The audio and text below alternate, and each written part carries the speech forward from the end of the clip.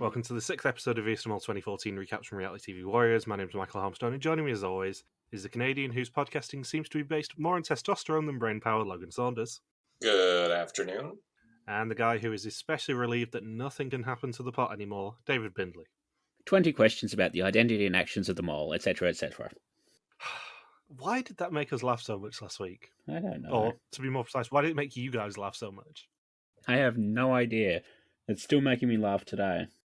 I think it's because we've heard it so many times in the mole over the years that it's become redundant for the host to say that in his voiceover, and the fact that we incorporate that into the podcast every single week as if somebody's learning the rules of the mole for the first time. Yeah, the fun thing is with Vidum, the different hosts have slightly different versions of that as well. So I made a point of only using the art one because I quite like the art one. It flows nicely in both Dutch and English. The Rick one is a little bit more... It's a little bit less intuitive, the Rick one. What's funny is that with Art, his statement isn't true anymore. Because he says it's 20 questions about the actions and identity of the mole. Whoever knows the least goes home, except for the mole who can never go home. I'm thinking, well, the mole has gone home once. The mole's gone home twice. Well, but brought back. Yeah. Permanently back home. I mean, technically in the Dutch version, the mole did go home and get medevaced in one of the very early Celebrity seasons. But we're not touching that one with the barge pole because it's still not confirmed 17 years later or whatever it is now. Oh, they reshot the season for that year? They didn't reshoot it, but the person who is rumoured to be the mole in that season went home in like episode 3 because he got medevaced because he weren't well. And it's heavily suspected that a replacement mole was picked on location and then nobody actually mentioned it. It was a cover-up. It was a Connecticut cover-up. Yeah.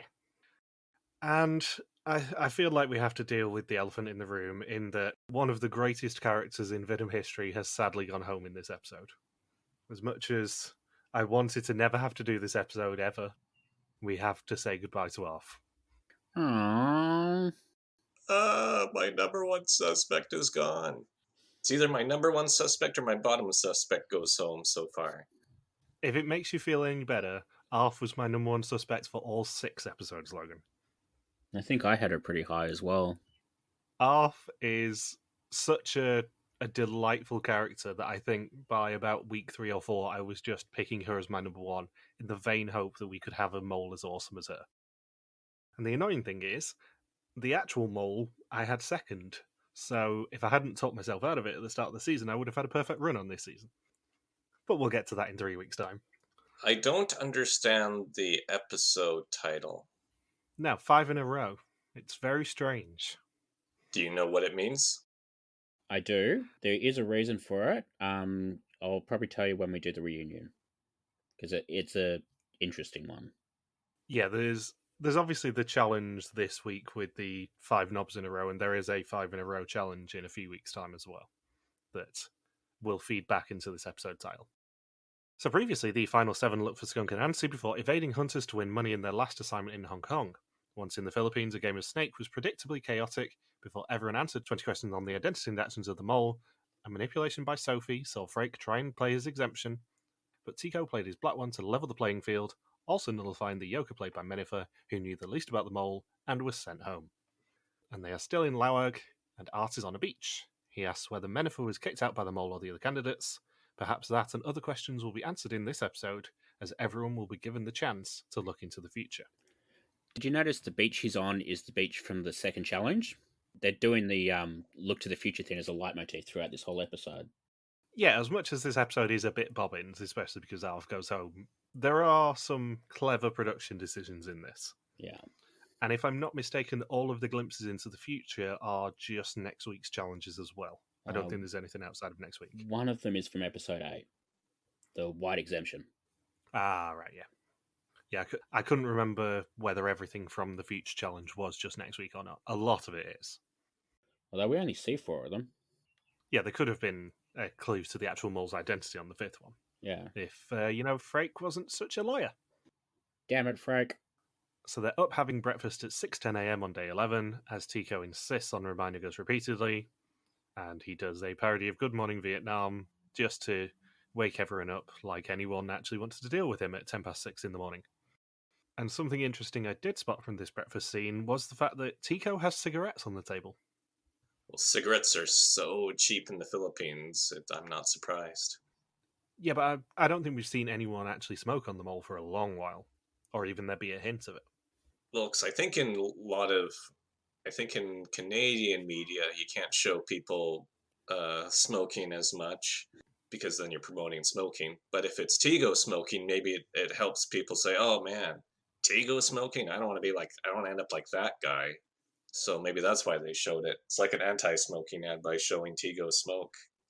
Yeah, Tico is basically the human form of those disgusting adverts you see on the backs of packets of cigarettes, encouraging you not to smoke. Black exemptions give you lung cancer. Yeah, it's a carcinogen. Uh, you know what's a bigger drag than the drag that Tigo just took off of that cigarette? You ending up like Tigo by smoking that cigarette too. Tico says just say no. Tigo just says no, motherfuckers. So Sophie tells us that the male-female balance is equal again. The relationships have changed again, though, as everyone is starting to think about who will make the finale and who could potentially be the mole.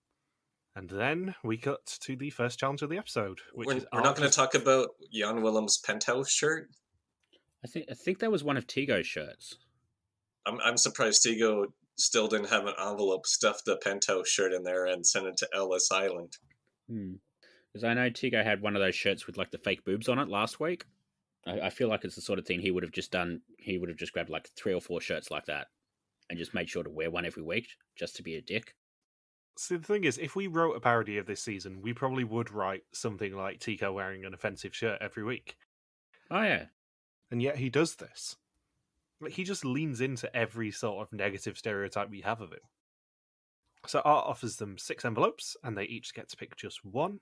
Jan Willem picks the first one, which asks him if he wants to earn 3 Jokers. If he does, he needs to act like nothing has changed and hand the card over to Art.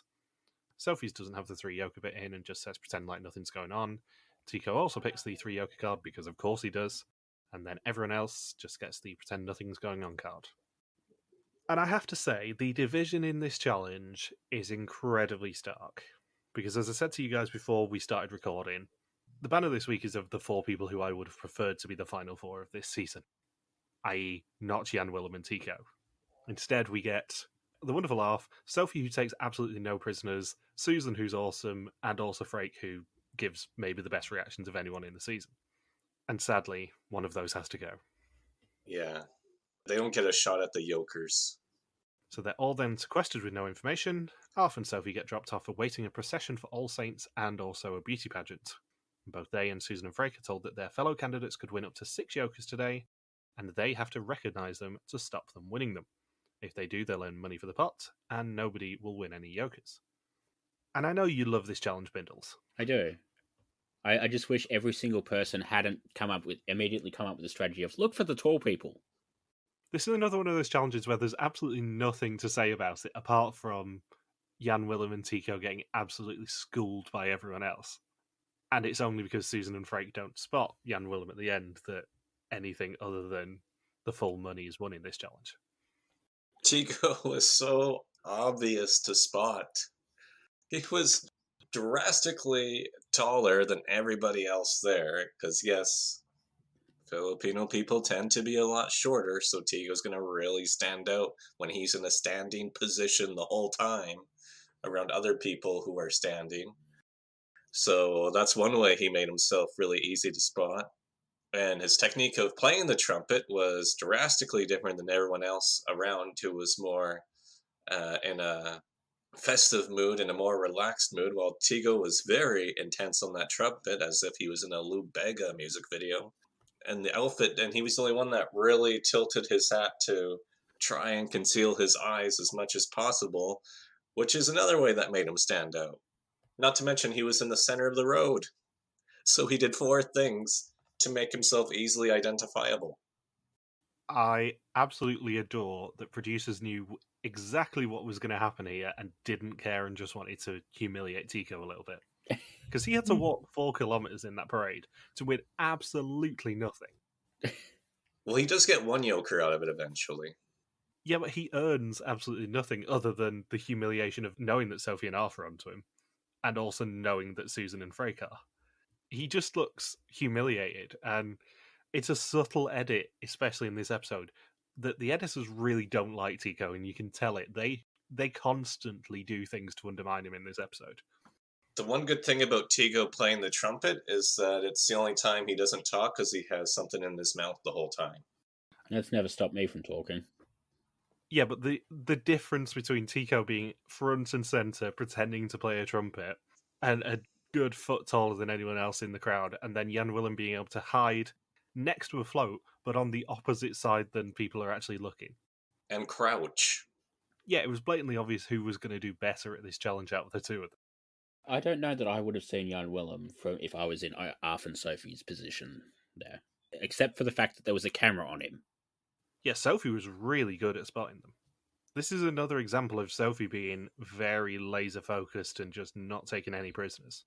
She knew exactly what she was looking for, and she went directly for Jan Willem on that.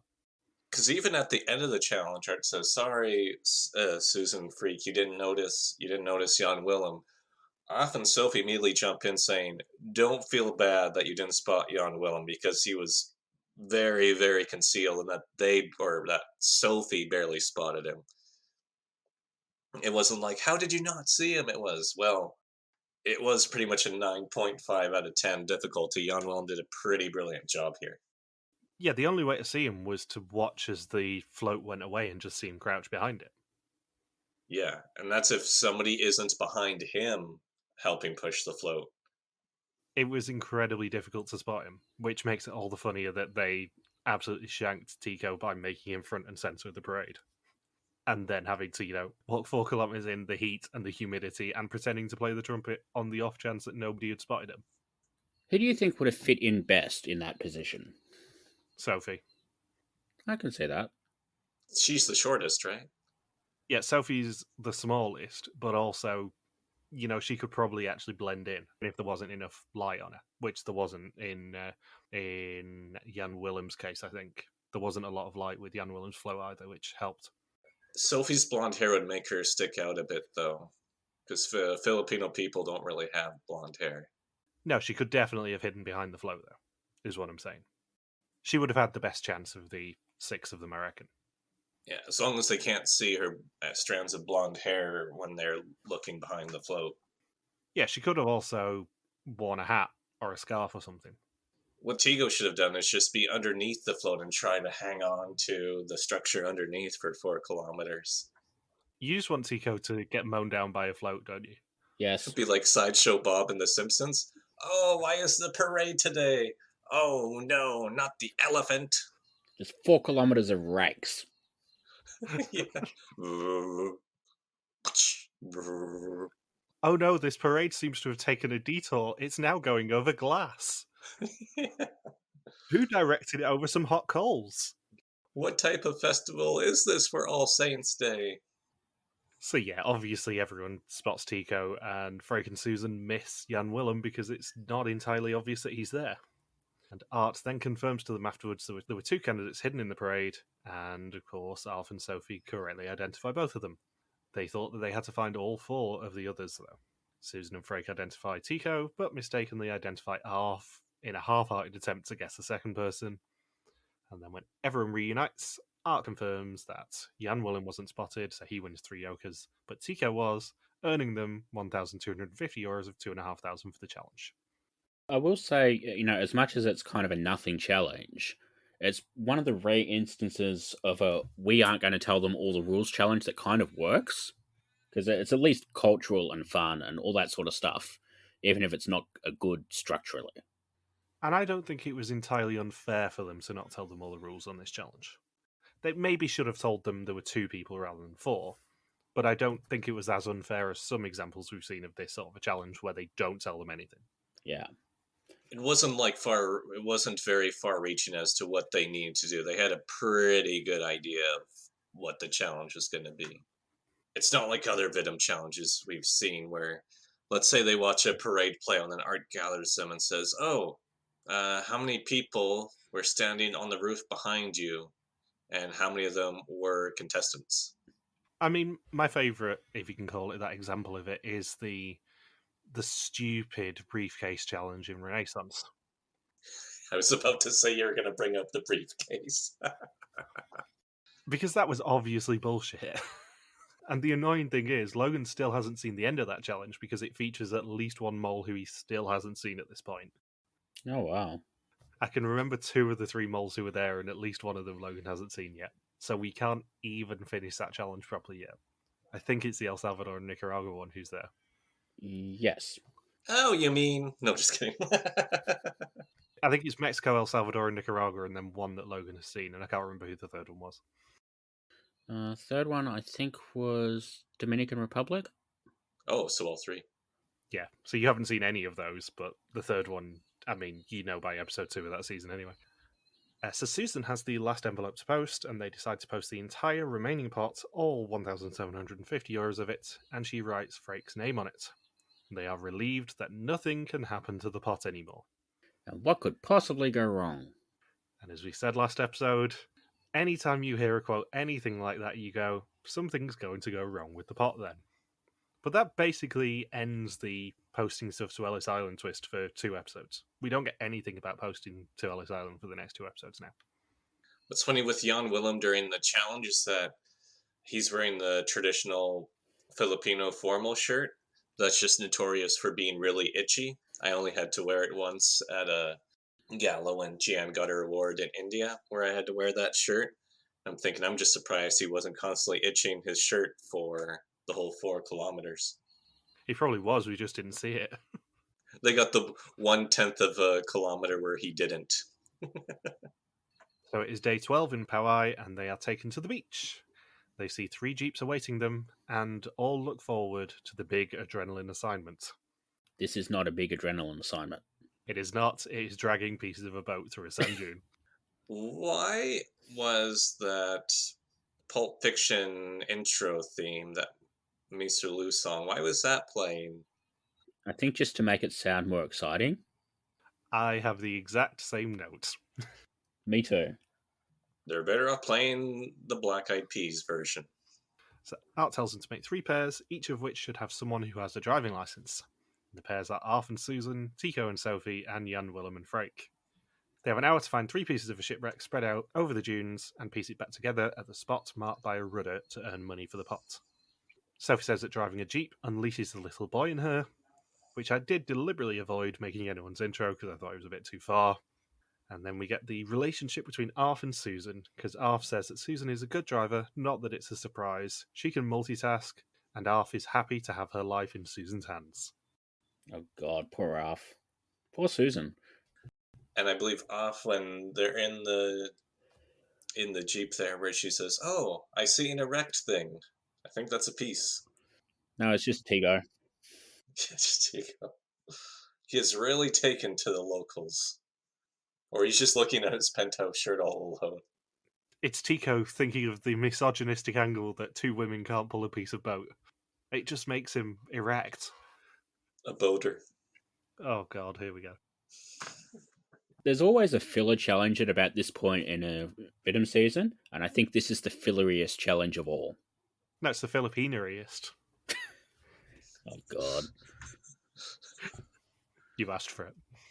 So Susan and Aaf spot the erect first piece in the distance, and obviously Aaf is chaotic on the walkie-talkie trying to describe where it is. And they decide to just wait for Tico and Sophie as it's in their area. Sophie questions in confessional why they didn't just take it themselves. It makes absolutely no sense. And then Jan, Willem and Freek also find their piece of the boat with 41 minutes and 30 seconds left on the clock, and they tie their piece up. And someone you don't want to trust with your life would be Jan Willem, because he crashes the car or destroys the car. He somehow manages to get it from 4x4 into 2-wheel drive, which is actually very difficult for him to do.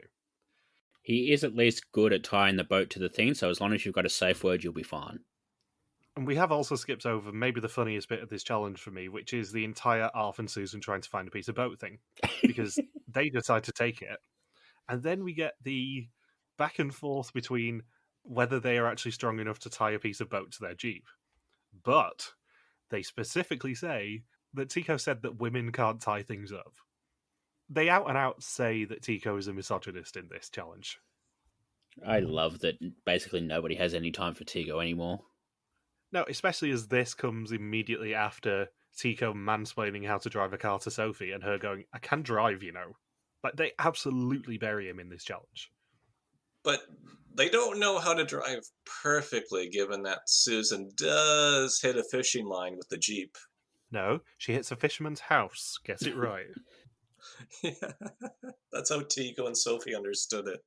Because Susan seems to be under the impression that Filipino fishermen live in lines. Yes, they must be tiny. That parade team really was impossible. Yeah. He lives inside of a rope. I'm just going to coil myself to sleep. But I'd completely forgotten that Susan tries to break a fishing line here and annoy the locals. Do you think production would, after this task is over, step in? Because generally, with reality shows, they try to leave the impression of wherever you go to film, you try to leave it in a better place than how you find it, especially if it's a really, really impoverished and poor area. And they're definitely in a pretty poor area of the Philippines. So after demolishing this fisherman's fishing line, where he's not getting a whole lot out of this job, I wonder if production stepped in to try and help him out, or if it's just, nope, sorry, your fishing line is destroyed. You're not going to eat for the next few days. Good luck to you. Well, Susan does say the line wasn't broken. Oh, how does she know? But I suspect the production would have stepped in and just allayed his fears a little bit if the line was broken. How many actresses and dancers go fishing in Amsterdam? I don't think they would have been particularly irresponsible with this, put it that way. Vidum has not got a terrible reputation when it comes to local areas. Not unlike certain shows. It's not like Survivor with the Cook Islands. Yeah, it's not like Survivor with the Cook Islands or with Colby taking a piece of the Great Barrier Reef and getting himself a $10,000 fine. The one exception is Albanian rug merchants. Yeah. But Vidum doesn't have a reputation of being basically destructive with the environments, compared to certain shows at least. I would be very surprised if production didn't step in some capacity and just allay this guy's fears, if nothing else. So the hardest bit of the challenge seems to be just finding the rudder where they have to build the boat. And Freek said he got the feeling that Jan Willem was driving more based on testosterone than brain power, and as a result, Jan Willem stalls the Jeep. Then we get Susan hitting the fishing line, and Tico and Sophie mishearing the warning as them destroying a fisherman's house. Tico and Sophie then find the rudder. Tico, then, of course, needing to be his action hero archetype, goes to find Jan Willem and Freek's piece, and also gets his Jeep stuck. He claims to have good Jeep technique, but evidence suggests he does not, and they just abandoned the other Jeep. Aaf asks whether the rudder is meant to attach to the side of the boat, and of course, people just go, no, Aaf, you're an idiot. And Art returns and tells them they did it well within the time, so they earned €2,500 for the challenge. And that leaves them with 3,750 of 5,000 for the episode, and 11,200 of 32,750 for the season so far, 8,700 of which has been sent to Ellis Island. Is this the most money they earned for a single episode? I can't think of them earning any more than that unless Ellis Island is a massive amount. I can't remember how much that is. Why are they so obsessed with it always being worth €2,500? I can't think of another season where it's always 2,500 every single time. I think it's because it's just a nice, easy number with the notes they have. I think before this they were doing either 2,000 or 3,000 every challenge, and then because of budget cuts, it became 2,000 or 2,500, and then from next season it's about 1,000 or 1,500. Yeah, and this is despite the fact that we're about 1 or 2 seasons away from them changing nights to the busiest night of the week and going to Saturdays. I think that's season 16 onwards, inexplicably. And they could have earned an extra €24,500 from Ellis Island with interest. We then get Tico and Jan Willem having a chat on the beach. They assume that if one of them wasn't spotted, they would both win the Jokers regardless, and Jan Willem offers Tico a Joker. And Tico, needing to kick someone when he's down, doesn't see Jan Willem as his partner in crime, and he is playing the game all the way. I think it should be noted that I believe Tygo is drinking a Red Horse beer, which is a really popular and strong beer in the Philippines. Yeah, it's quite a notorious beer in the Philippines. Jan's sisters always offer that to me when I was there, and I'm like, and after about one or two of them, I would have to stop saying, nope, I can't do it. And they'd say, no, you don't want to ride the horse? No, I do not want to ride the red horse. Grab a cowboy. Where? I mean, drunk Saunders is best Saunders. I've said it before and I'll say it again. Drunk Saunders is very entertaining. You should be having Red Horse more. My liver says otherwise. So they are then taken to the Sitio Remedios Heritage Village for the final challenge of the episode. Art tells them they will be looking into the future, but begin by looking back. Each of them will be asked 2 questions from the previous episode's test, and they should be willing to share information if they want an advantage. Freek is the first person asked, and he is asked how many people the mole was with in the snake challenge, and he says 2. He's then asked who the mole is and refuses to share, and calls out Susan, who he doesn't suspect at all. Art then leads him to the church, but tells him he's not allowed to enter, as he shared nothing, he gets nothing from this challenge. This is the closest we get to a Meet the Mole challenge in this season, and I am on record as obviously loving Meet the Mole challenges. It's a very interesting one, but it is ultimately filler, this. Yeah, there's no cash anywhere in here. There's no jokers, there's no exemptions, there's basically nothing. There's images of Hild and Rice Jennings and Yokers. The only thing that I think it does actually give an advantage is when we see the wind farm, it actually does show them where the money is for that challenge, which makes that challenge significantly easier for them, if they pay attention. That's the only one where I can think of it actually really helping them. I think maybe the fingerprint might have helped if the person who saw the fingerprint ended up in the right position, but Aaf sees that one and she goes home, so completely useless. So on the subject of Aaf, she is second. She's asked if the mole's boat was shot in the speedboat challenge and wants to answer honestly, but forgets what she said. She also has a problem with who the mole was, as she spreads a lot, and she says Sophie. She's allowed to enter the church and turn one knob and one knob only. She asks why only one, and Art completely and utterly stonewalls her and just shrugs at her, which is delightful. Was anybody allowed to turn 2 knobs in this challenge if they had answered both questions right, or was it always just going to be one knob, no matter what? I think 2, and I think everyone lied about who they thought the mole was. Yeah, I don't see why, for any advantage, you would tell people who you're suspecting at the moment, truthfully. Obviously, if you know a challenge like this is coming up, maybe you throw that question and lie, but I don't think anyone was ever going to tell the truth about who they actually suspected here. And when she turns a knob, she sees a glimpse of a future challenge with a quarter of a fingerprint and some horses in a field. And Aaf being brilliantly dry, she says now she definitely knows who the mole is. God, I love when Aaf is a pain. Yeah, even if Aaf didn't go in this episode, this is a tour de force performance from Aaf because we get something brilliant from her throughout the entire episode. Even if it's just dry comments like, oh, now I definitely know who the mole is. Or her discussion with Art when she gets executed. Like, that's just pure, delightful stuff. And I'm skipping ahead to the end of the episode. It is a crime that Aaf did not get invited back for Renaissance. Yes, it is. Who could she have replaced? Who were the women from Renaissance? We had Tina, Peggy, Nadia, Nikki, and Ellie. Wow, she could have replaced anybody other than Ellie, I would say. Well, Nikki was always going to return because of the circumstances of her departure. And Nikki was huge at the time. Oh, and she's, yeah the most popular contestant they've ever had. I guess one of the other 3 women then. Like, Nikki was in line to host Eurovision that year because the Netherlands won the year before, and they basically had to hold off on the host announcement because she was busy filming Renaissance. And she did actually get upgraded in the hosting. She was originally just going to do the green room, behind the scenes, online stuff. And then she actually got upgraded to a proper presenter when they did do it in 2021 because of her popularity. So Nikki would have been off the table. It probably would have been Tina who they would have replaced, being perfectly honest. But it also would have meant that we didn't have to deal with Tygo, which would have been delightful. Yeah, the only other person they really could have got rid of is Peggy, and I think they wanted somebody from that far back. Yeah, they definitely wanted old school people, which is great because I am appreciative of that. But we were robbed of Aaf not coming back. If they do another Renaissance style season, she better be a lock for it. She better get a call, if nothing else. Just imagine her and Emanuela interacting. That's all I need to say. Those 2 together would be chaos. That would be quite the cartel. And Aaf would actually have a chance at being the oldest woman on the cast then, rather than being 37 or whatever she was here. So Tygo is third. He says the mole is a woman and that it's Aaf. He's not suspicious of her at all, really. He can turn one knob, which is deeply inappropriate because he is one. He says he's going completely by gut instinct in this game and picks the middle knob. It's a glimpse of some horse-drawn carriages and a tipito alongside a green exemption. Jan Willem is then asked whether the mole has a good sense of direction, and he says no. Everyone wants to see the future, but no one wants to tell the truth. He says the mole was Menifer and gets one knob as a result.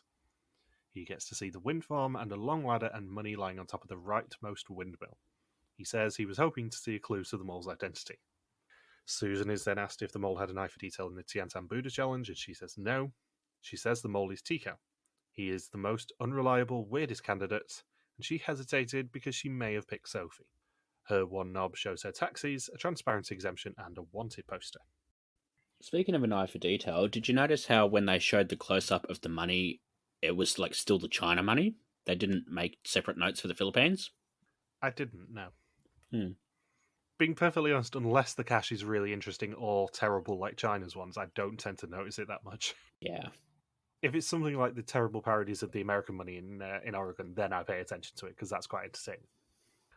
So Sophie is the last one to answer. She says the mole has children and that it's Tygo, and he asks how she knows he has children. He's like, can you tell me their names, please? Tygo having kids is a terrifying proposition. It was probably through sperm donor, I would assume. Was it consensual? I guess the cup wasn't in a position to say yes, so I guess I'm going to guess no.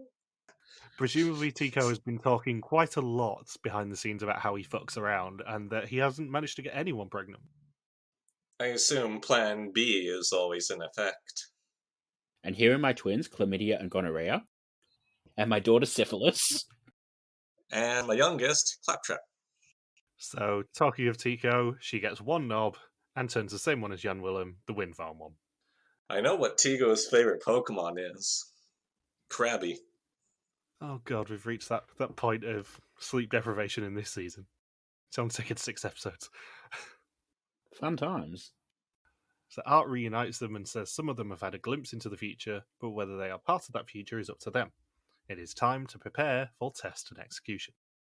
So it's now time for the test. 20 questions on the identity and actions of the mole. Whoever knows the least goes home, except for the mole who can never go home. Jan Willem has 2 jokers, and Tygo has 1. Freek says he's still hedging his bets. He's including Sophie in his list, as well as Tygo and Aaf. Sophie's top 3 from the very beginning are still in, Aaf, Tygo and Susan. It's now time to raise the stakes and narrow it down to just 2 people, which is Tygo and Susan. Jan Willem's moles have had the kiss of death all season. He started with Maurice, then Owen, then Daphne and Menifer. If he used common sense, he would pick Aaf. She hardly makes any money, and is just a bit weird. She finds everything hard, but she's a smart woman, and he plays his 2 jokers. Aaf has no clue who everyone suspects. She thinks that people suspect Jan Willem, Susan, and herself, which leaves just the other 3. She doesn't think Jan Willem is at risk because of the jokers, leaving her and Susan as the most vulnerable people this test. Tygo says that it's Susan, with maybe a bit of Sophie, 1 big mole and 1 little. Susan says that it's still Sophie, then Tygo. And Freek and Jan Willem are not the mole. Art says there are no exemptions, green or black this time. If you do the worst on this test, you will be the 5th person to leave the game. At least the person who is going home will have made it halfway through the season. Jan Willem, the man with all the jokers, gets a green screen, as do Tygo and Freek, leaving just the women. And we have one final Tygo is a misogynist comment, as Sophie quite audibly says that Tygo gets his way because a woman will be leaving the game. I guess that's why they're so fixated on the gender split throughout the season, because Tygo is the one who is the most obsessive about it.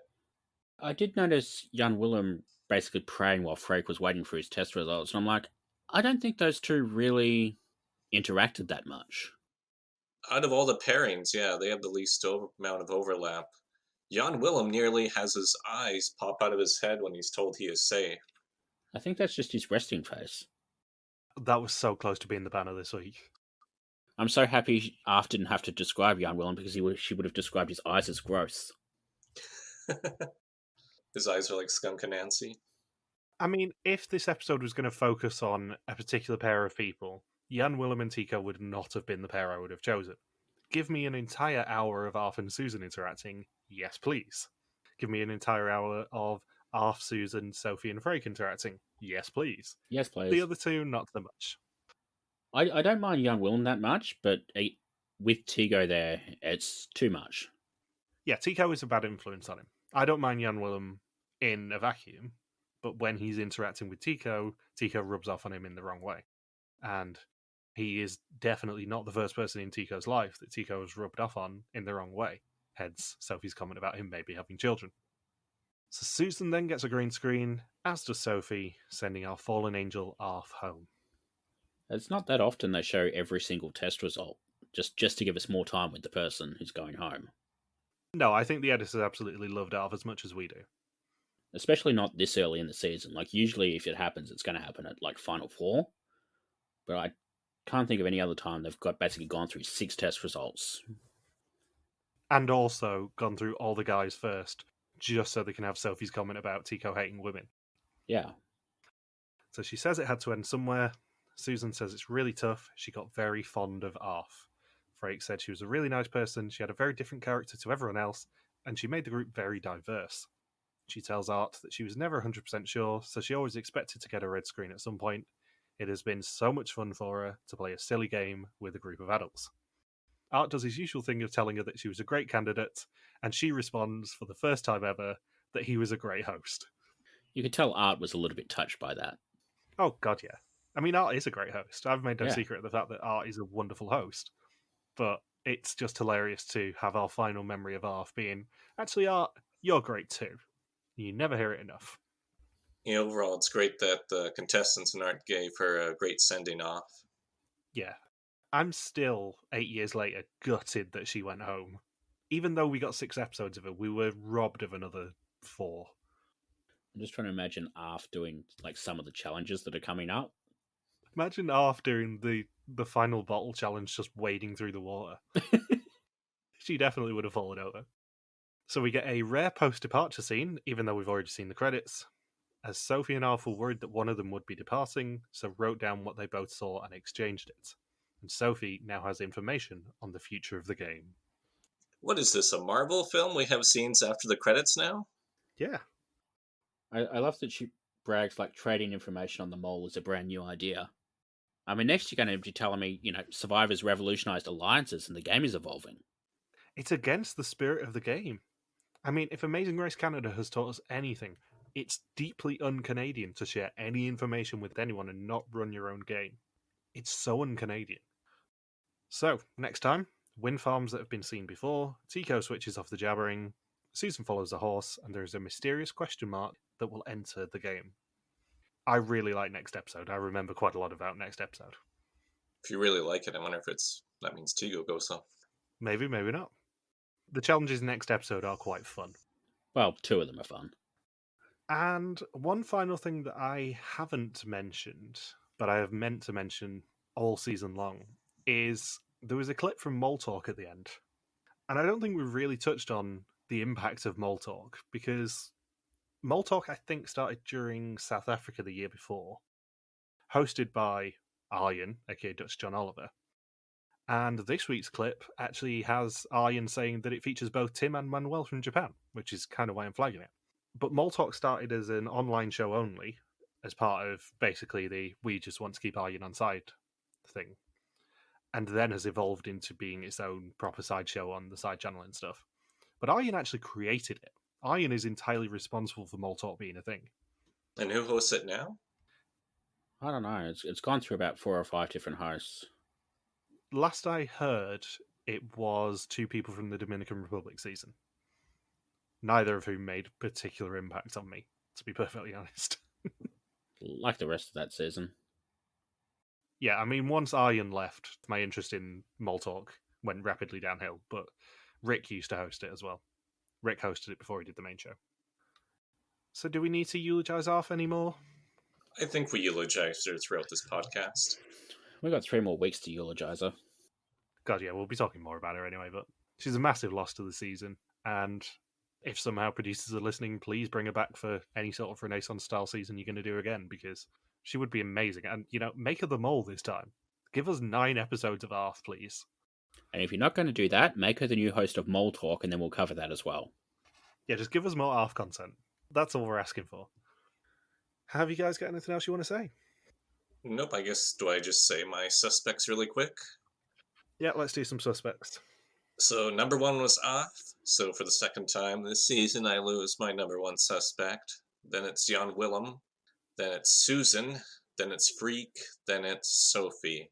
I kept shuffling Freek throughout the episode. Still can't get a read on Freek. And as you well know, as I said earlier, Aaf was my number one suspect for the first 6 weeks of this season. However, now that she's gone, maybe I refocus on the person who ends up being the mole. Well, now you're up ship creek without a paddle. Oh, sorry, a rudder. Have you at least got the boat? The good thing is, thanks to Aaf, we now know that the rudder just goes on the side of the boat. It doesn't go at the back. We use the most erect rudder, right? Yeah, we're looking for erect rudders here. Nobody wants a floppy rudder. On that note, thank you for listening to our Vs to Mall 2014 recap. We'll be back next week to continue the hunt for an old mall in Hong Kong and the Philippines. Don't forget you can contact us on Twitter, Facebook, YouTube, or Instagram where we are RTV Warriors, or you can email us on contact@rtvwarriors.com. Logan's on Twitter at LoxQuacky, Bindles is the Grim Recapper, and I'm MBO Helmstone. You can also support us on Patreon at patreon.com/RTV Warriors. Thank you as always to Marika for the subtitles, and we'll see you next week. Peace out and just chill till the next flavoring. Jan Willem in the streets, Freek in the sheets. You're so proud of yourself for that one, aren't you? Yep.